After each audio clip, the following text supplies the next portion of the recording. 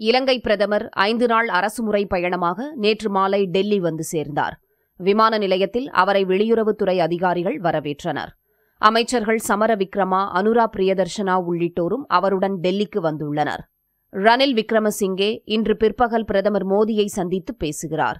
அப்போது இந்தியா இலங்கை இடையே தடையற்ற வர்த்தகம் குறித்து பேச்சு நடத்துவார்.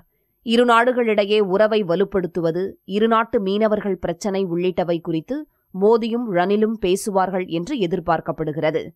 திரிகோணமலையின் வளர்ச்சிக்கு முதலீடு செய்வது குறித்து இந்த சந்திப்பின் போது ரணில் விவாதிக்க உள்ளார்.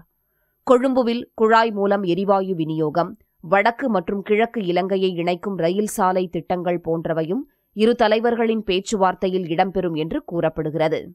உள்துறை அமைச்சர் ராஜ்நாத் சிங், வெளியுறவுத்துறை அமைச்சர் சுஷ்மா ஸ்வராஜ், காங்கிரஸ் தலைவர் சோனியா காந்தி ஆகியோரையும் சந்தித்து பேச ரணில் திட்டமிட்டுள்ளார்.